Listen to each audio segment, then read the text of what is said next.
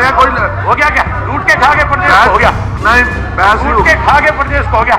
आगे सुनो, सुनने वाली बात है। बैठ जाइए, बैठ जाइए। पूछा है सवाल, उसका जवाब चाहिए हमें। अच्छा चलो आप बता दीजिए टेक्निकल मीट का क्या मतलब था, बताओ आप बता। लो मैं बैठता हूँ, बताओ जानकारी है आपकी कोई?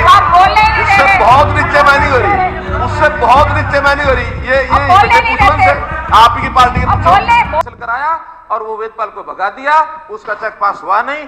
3 बार ऑक्शन के बाद वो 92 करोड़ और 12 लाख रुपए की ऑक्शन हुई। 22 करोड़ 88 लाख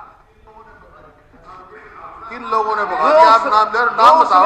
मैं कहता हूं लोगों ने भगा दिया। मैं कहता हूं जिन लोगों ने इस प्रकार का षड्यंत्र रचा, अध्यक्ष महोदय देखो, जिस प्रकार का ये षड्यंत्र रचा गया, लोगों ने भगा दिया। मुख्यमंत्री कार्यालय को आपको नहीं कह रहे, आपका नाम नहीं है, मैंने आपको थोड़ी कह रहे हैं। वो जो उस समय का वो कर रहे होंगे, वकालत होगी, खेल कर रहे होंगे, उनके लिए नाम आ जाएंगे। आप अपने ऊपर क्या ले रहे हो? किया आप चोर की दाढ़ी में तिनका।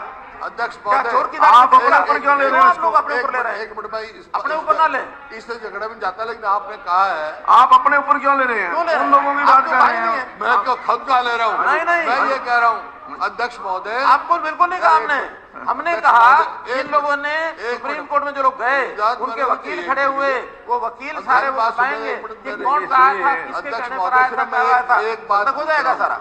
एक बात पूछ रहा हूँ सिर्फ, सुप्रीम कोर्ट में केस है, वहां तो या तो पिटिशनर होगा, एपिलेंट होगा या रिस्पोंडेंट होगा। वो लोग कौन थे? कौन था? एपिलेंट था, और तो कोई आउटसाइडर तो कोई कुछ नहीं कर सकता। जो क्या इन लोगों ने मैनेज किया, एपिलेंट ने किया, रेस्पोंडेंट ने किया, किसने किया? कौन थे वो? उनका पता तो लगे। हमने ये जानकारियां नहीं ली है कि उस समय कौन कौन थे। हमने तो अपना रास्ता सीधा किया कि अगर इनको लगता है हमने ऑर्डर को विड्रॉ कर लेते हैं। हमने ऑर्डर विड्रॉ किया। विड्रॉ करने के बाद तब उन्होंने उस कंपनी को कुछ समय के लिए और चलने के लिए परमिशन दी, और कुछ पैसा उनका जमा था उसको जब्त करने की बात भी कही।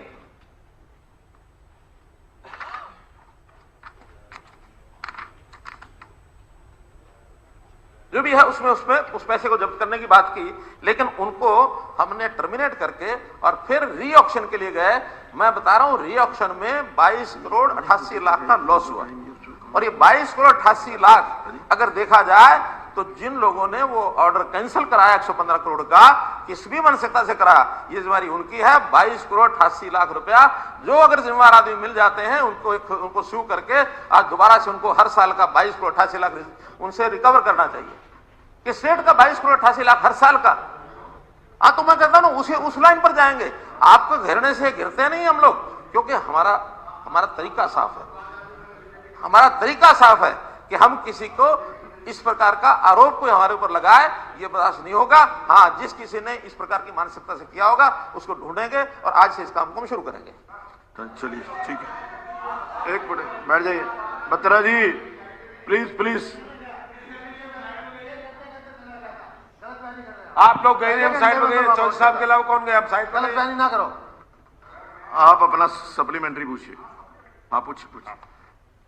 सर, इस खनन के जो है एनजीटी की एक मॉनिटरिंग कमेटी ने 3/10/2021 को एक रिपोर्ट दी थी, और रिपोर्ट में जिस तरीके से उसमें रिपोर्ट आई थी और उसमें ये दर्शाया गया था, उसने उसकी फाइंडिंग थी कि इसमें बहुत बड़ी जो है किसी चीज के जो पैरामीटर्स हैं उनको फॉलो नहीं किया जा रहा। 90 डिग्री पे जो है माइनिंग हो रही है, ना बेंच मार्किंग कराई जा रही, कटाई का वो है। और ये रिपोर्ट आने के बाद भी इस लीज को कैंसिल क्यों नहीं किया गया और उस पर कार्रवाई क्यों नहीं करी गई? इसको लिए इंतजार किया गया। ये सर, ये पहाड़ धड़का नहीं है, इसे डरकाया गया है जिससे कि गरीबों की जान जाएगी, और उसमें 5 लोगों ने जान महोदय आज इस चीज के लिए नहीं मैं बहुत जरूरी है, बहुत जरूरी है। एक मिनट बैठ जाइए। क्यों बोलने का अधिकार नहीं है? पहले वाले ने की है, कांग्रेस के टाइम में की है या अब की है? कौन ने क्लियर किया एनजीटी ने? हाँ, पहले वाले सुंदर माइनिंग थी उस वक्त की है, आपके समय माइनिंग चल रही थी, जो रिपोर्ट थी। एक मिनट,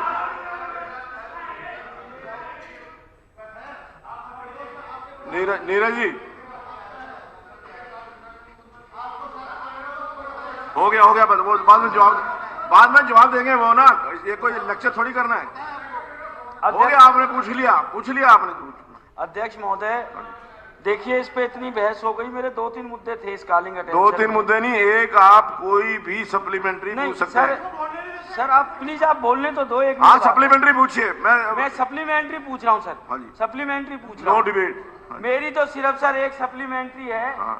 जो सरकार पक्ष के लोग ये कागज लेके बैठते हैं, एक बार पढ़ते हैं इनको।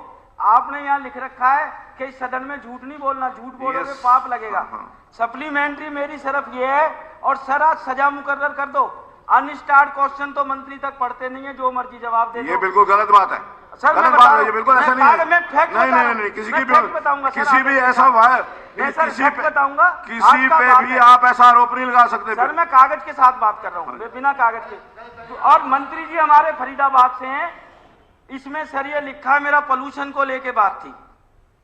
कौन से उसमें? इसी कॉलिंग अटेंशन में सर। हाँ जी इसी कॉलिंग अटेंशन में। आप बोलिए, सप्लीमेंट्री पूछिए क्या सर। सरकार का मैं जवाब तो दे दूं पहले आपको। नहीं, सरकार का जवाब नहीं, आप सप्लीमेंट्री पूछिए। आप जवाब दोगे, मंत्री जवाब देंगे। सवाल के ऊपर ही तो जवाब मंत्री जवाब देंगे, आप अपना क्वेश्चन पूछिए। प्रकाश जी मेरा सिर्फ सर क्वेश्चन ये है। हाँ बिल्कुल जवाब देंगे सर। मेरा सिर्फ प्रश्न ये है कि अगर जो सदन को झूठा जवाब दिया जा रहा है, वो कंटेम्प्ट ऑफ हाउस बनता है कि नहीं बनता है? तो वो आप अपना अलग से उसकी प्रक्रिया क्या दर्शाता है फरीदाबाद क्षेत्र में प्रदूषण के स्तर में कोई वास्तविक वृद्धि नहीं हुई। अगर जो फरीदाबाद में प्रदूषण नहीं बढ़ रहा 2014 से 2021 तक, फिर क्यों एनजीटी बार बार ऑर्डर करती है? क्यों एनजीटी प्रदूषण के कारण फैक्ट्रियां बंद करती है? आपका प्रश्न क्या है? लोगों के व्यापार बंद करती है। दूसरा मेरे सरूरपुर इंडस्ट्रियल एरिया को लेके मामला है। नहीं, बस हो गया। सीटीओ के चल रहा है, उसको जल्द से जल्द आप पूरा करें। और अध्यक्ष महोदय मेरे तो 3 मुद्दे थे। श्रमिकों की मौत का मुद्दा था कि आगे से कोई श्रमिक ना मरे इस कॉलिंग अटेंशन में। सरकार ने उसके लिए क्या किया? और मैं नहीं कह रहा जज महोदय ने लिखा है कि यहाँ अवैध खनन हुआ है। आप मुझे इसका बता दो, प्रदूषण में वृद्धि हुई कि नहीं हुई? 1 मिनट इकट्ठे देना। अध्यक्ष जी, ये जवाब तो बहुत लंबा चौड़ा मंत्री जी ने दिया है। इसके अंदर 2-4 चीजें हैं। पहली बात तो ये है कि अवैध खनन हो रहा है या नहीं हो रहा, ये सबसे बड़ी बात है। अवैध खनन आज पूरे हरियाणा के अंदर हो रहा है। डाडम में तो है ही, चाहे आपका वहां पे हथनीकुंड बराज के पास, वहां पे पूरा का पूरा जो है 50 फुट जो है नीचे चला गया है। पूरा का पूरा वहां पे जो है 50 फुट वहां से निकाल लिया गया। गलत जानकारी है आपकी। कोई उससे बहुत नीचे मैं नहीं हो रही, ये से आप ही की पार्टी के बोलने दीजिए ना, आप उसका जवाब दे देंगे। आप फिर आरोप प्रत्यारोप मत करें। आप सप्लीमेंट्री पूछो इसके ऊपर। अध्यक्ष जी सारे तो बोलने, मेरे को आप बोलने मत दो। सारे लोग बोलने, मेरे को आप बोलने नहीं दो। आप सप्लीमेंट्री पूछिए। मैं सप्लीमेंट्री पे ही आऊंगी ना, ये थोड़ा तो बैकग्राउंड बनाना पड़ेगा। नहीं, ऐसे बैकग्राउंड तो फिर तो शाम हो जाएगी सी एक। अध्यक्ष जी चलिए सीधी, ये जो है चाहे यमुनानगर में हो, चाहे पिछोपा में हो, चाहे डाडम में हो, चाहे खानक में हो, सारी जगह इलीगल माइनिंग हो रही है आज के दिन, ये पक्की बात है। नंबर 1। नंबर 2 अध्यक्ष जी मैं ये पूछना चाहती हूँ कि डाडम के अंदर जो माइनिंग करी गई है, वो फॉरेस्ट का जो है वो सिल्ली गिरी है या नहीं गिरी है? तो वो जब गिरी है तो इसका मतलब वहां इलीगल माइनिंग हुई है, नहीं तो वो फॉरेस्ट की वो सिल्ली कैसे गिरती? इसका हमारे को जवाब दें। दूसरी अध्यक्ष जी हो गया ऐसा क्या शाम तक यही पूछते रहोगे? नहीं शाम तक नहीं। आपको एक जो केसेस बनाए हैं, वो जो उनके जॉब वर्क वाली जो छोटी कंपनियां हैं उनके ऊपर तो बना दिए, जो असली लोग हैं उनके ऊपर तो छोड़ दिया। तो ये अध्यक्ष जी ये कैसे बात बनेगी? हो गया, वो जवाब देंगे अभी। अध्यक्ष जी पूरी बात ये जो है मेरे ऐसा है कि देखो पिछोपा कला मेरे इलाके में नांगल चौधरी जो है, श्रुति चौधरी का जो पार्लियामेंट है वहां पर है, सारी जगह ये इस तरह से हो रहा है, लीगल माइनिंग हो रहा है। अभी जवाब देंगे ना इलीगल माइनिंग के ऊपर। एनजीटी जो है संज्ञान ले रही है, एनजीटी संज्ञान जो ले रही है इसका मतलब तो कुछ ना कुछ हुआ है। उन्होंने एनजीटी ने कहा है कि लीगल माइनिंग है, हम नहीं कह रहे, एनजीटी ने कहा है। तो एनजीटी का काम है उसका, वो तो कहाँ कोई वो एनजीटी का काम है, जहाँ कहीं इलीगल माइनिंग हो रही है उसको रोकना उनका काम है। तो अध्यक्ष जी यही तो बात हम कह रहे हैं। एक जो जो मैं माननीय मुख्यमंत्री जी ने जो बात कही थी, मैं ये बात थोड़ा सा उसके ऊपर विस्तार देना चाहती हूँ कि जो मुख्यमंत्री जी ने कहा 2015 के अंदर एक कंसोर्टियम था, वो कंसोर्टियम था पार्टनर्स का, उन्होंने जो है ये इसकी माइनिंग की लीज ली, उनमें से एक पार्टनर जो है वो विड्रॉ कर गया, एक पार्टनर रह गया। बहन जी अभी तो इसके ऊपर दोबारा चर्चा नहीं होगी, हो गया सब अध्यक्ष जी आप चर्चा। मंत्री जी मुख्यमंत्री ने ये जवाब दे दिया, मंत्री जी ये ने आप हमें बता दो कि इलीगल माइनिंग हो रही है माइनिंग के नहीं बारे हो में, रही? हाँ बस ये बता दो, हो गया। अबे जी अबे सिंह अवैध खनन हो रहा है या नहीं हो रहा? स्पीकर महोदय, मैंने जो कॉलिंग अटेंशन दिया था, मंत्री ने उसका जवाब लिखित में दिया और काफी कुछ बढ़ करके भी बताया। पैरा नंबर 2 जो है मंत्री जी, उसको देखना फिर तो जवाब में आपने मुझे भेजा है, नंबर 2 पैरा जो लिखा उसको देखो आप। इन्होंने सभी हमें मान्य है उसमें कि जो डाडम में जो खनन हो रहा है वो अवैध हो रहा है, उसमें जो गहराई है वो होनी तो चाहिए थी 150 फुट के करीब, वहां हुई है 350 से 650 फुट तक, 350 से 450 तक, ये इन्होंने ये सब मानी है। अब किसने, एक मिनट, अरे एक मिनट चलो, अरे एक मिनट सुनो ना, एक मिनट सुन लो। एक मिनिस्टर कह रहा है 2014 में हुई है, 2014 को 2021 हो गए, 7 वर्ष हो गए, तो फिर आपने 2014 वालों के खिलाफ कार्रवाई क्यों नहीं करी? सोए हुए थे आप। ये जो अवैध खनन है इस पे रोक लगी थी, और रोक भी किसी और ने नहीं लगाई, नेशनल ग्रीन ट्रिब्यूनल ने लगाई थी। रोक लगाने के बाद जब ये दोबारा शुरू करी गई, इसको 1 जनवरी 2022 को फिर से शुरू कर दिया गया। मैं सिर्फ ये पूछना चाहता हूं कि जब ये शुरू करी गई थी तो माइनिंग विभाग की कोई टीम वहां पे गई थी जिसने जाकर के वहां ये देखा था कि ये जो खनन अब शुरू होगा ये फिर से पॉल्यूशन करेगा कि नहीं करेगा, इसमें कोई शुरू करने पे किसी की जान माल का खतरा है कि नहीं है? आपने उसमें जाकर के कोई ऐसी रिपोर्ट नहीं बनवाई सरकार की तरफ से कि उसको ये सर्टिफिकेट दे दिया जाए कि तुम अपनी माइनिंग शुरू कर ले। उसने माइनिंग शुरू कर ली, माइनिंग शुरू करते उसी दिन सुबह 8:30 बजे जो है हादसा हो गया, और हादसा होने में 5 लोगों की जान गई, 3 इंजर्ड हो गए।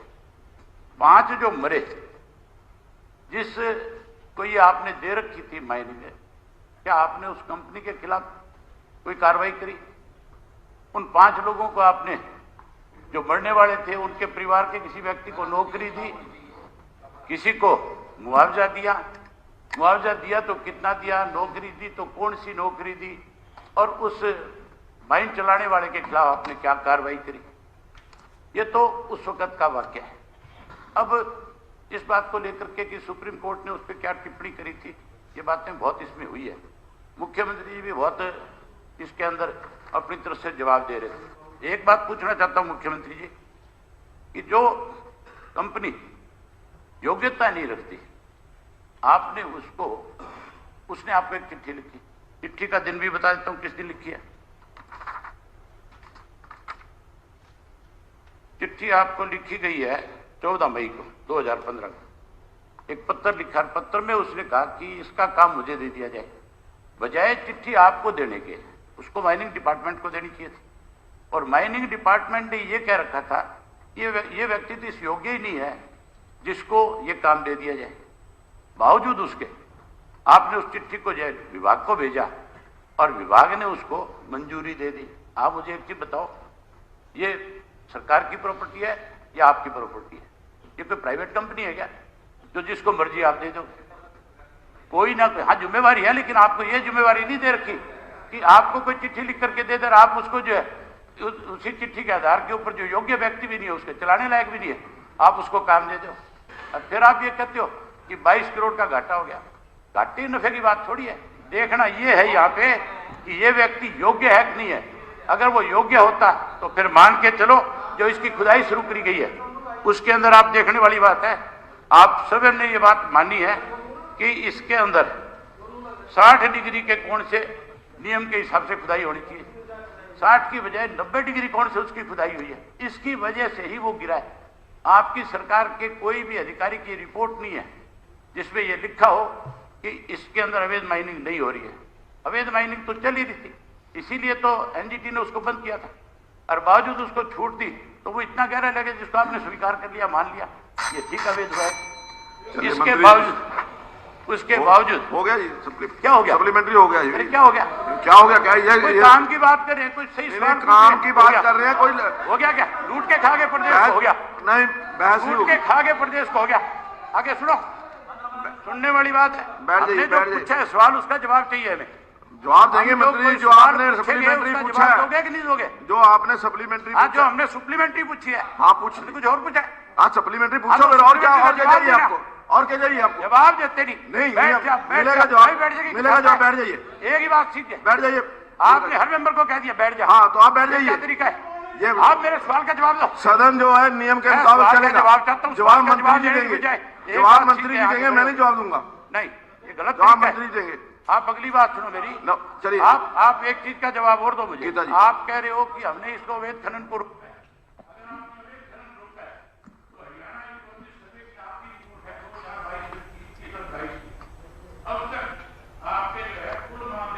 अबे जी, आपका टाइम पूरा हो चुका है।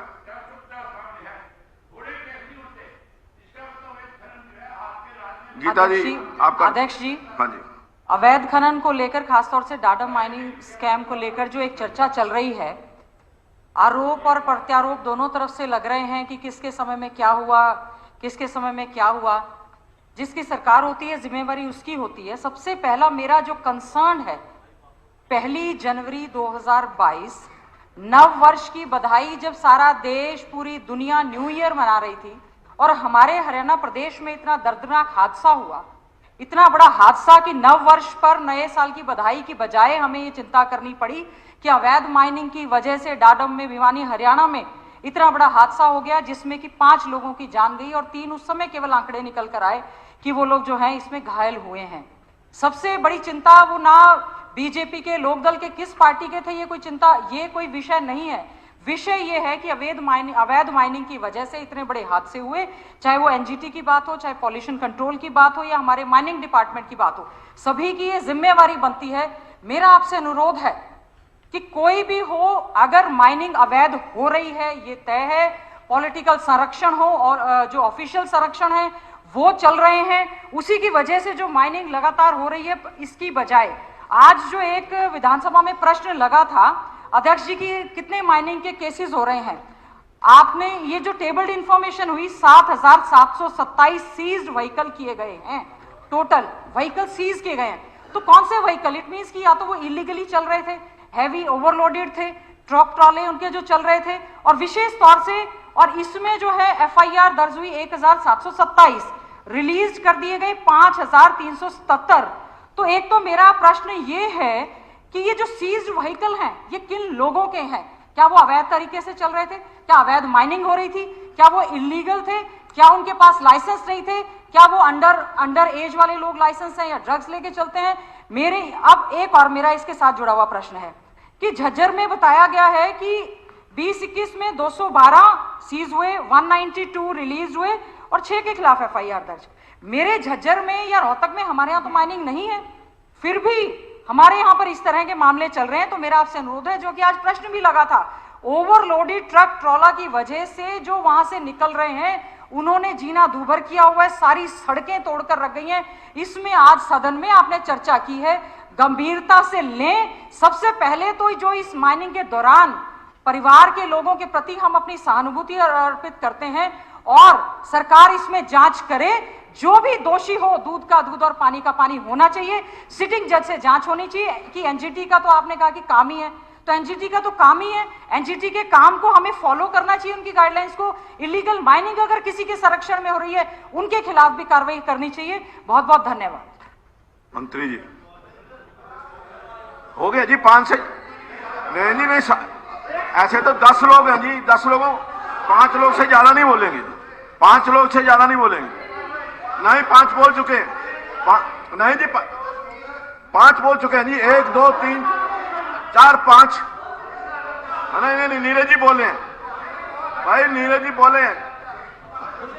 अच्छा हुड्डा साहब कुछ बाकी का 5 आदमियों का था ये, हाँ जी, एडजॉर्नमेंट मोशन, और वो बाद में जोड़े हैं उनको, आपने अभय जी को, किरण जी को उनमें जोड़ा है, तो अभी 4 आदमियों ने कहा है 5। ऐसा है कि 5 जो पहले 5 सिग्नेटरीज हैं, हाँ तो उनका जो तो उनका नहीं है, जो हमने साथ में अटैच किया है, जो टोटल 5 से ज्यादा नहीं बोलेंगे, 5 से 3 तो ये 3 तो इंडिपेंडेंट है। नहीं अध्यक्ष महोदय, अध्यक्ष महोदय ऐसी कोई बात नहीं, एक रह गया, उसको बोल ले दो।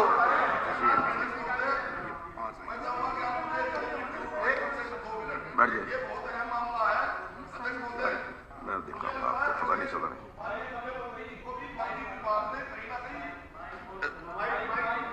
इस मामले में कहीं ना कहीं माइनिंग डिपार्टमेंट ने माननीय मुख्यमंत्री जी को भी कहीं ना कहीं गुमराह किया है, क्योंकि जो माइनिंग है, ये जो पहाड़ की माइनिंग है, ब्लास्टिंग की माइनिंग है, इसमें ऐसा नहीं कि कोई भी जाए और अपना कसी फाव डाले के खोद के उसको ले जाए।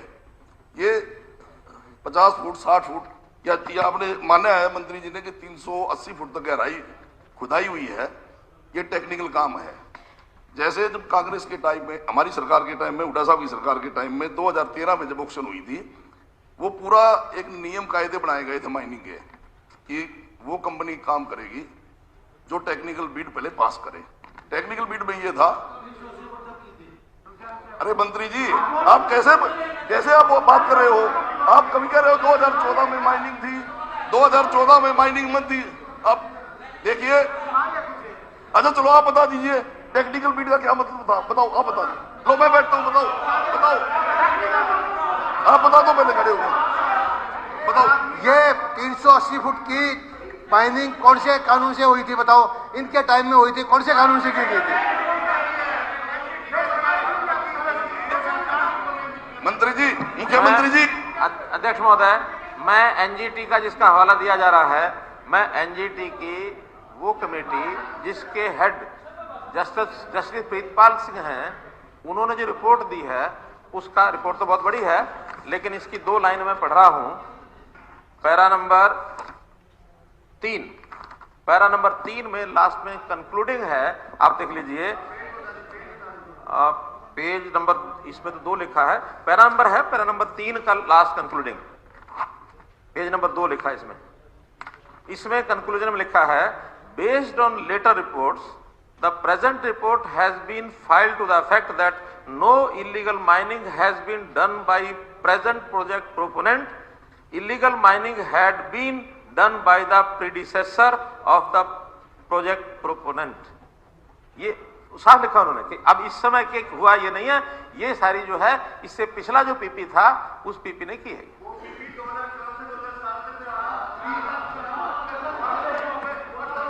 2014 रहा, वही आपने लाए, वो 2013 में आप लाए, वही चल रहा था, उसी ने किया। महोदय, मैं आपके माध्यम से मुख्यमंत्री जी की जानकारी मिलना चाहता हूँ। जो रिपोर्ट आप पढ़ रहे हो प्रीतम पाल जी की, ये इंटरिम रिपोर्ट है, फाइनल रिपोर्ट तो आनी है, देखना आप क्या होगा फिर वेट करो फाइनल रिपोर्ट पे, आप इंटरिम रिपोर्ट पे। पवार साहब, मंत्री जी एक मिनट जरा उनका सुन, मुझे बोलने का मौका तो दो। जो बात मंत्री जी ने ये इंटरिम रिपोर्ट है, ये बात ठीक है, फाइनल अभी अप्रैल में उनकी सुनवाई हो रही है, अप्रैल में सुनवाई करने के बाद फाइनल रिपोर्ट आएगी, तब फिर पढ़ लेंगे।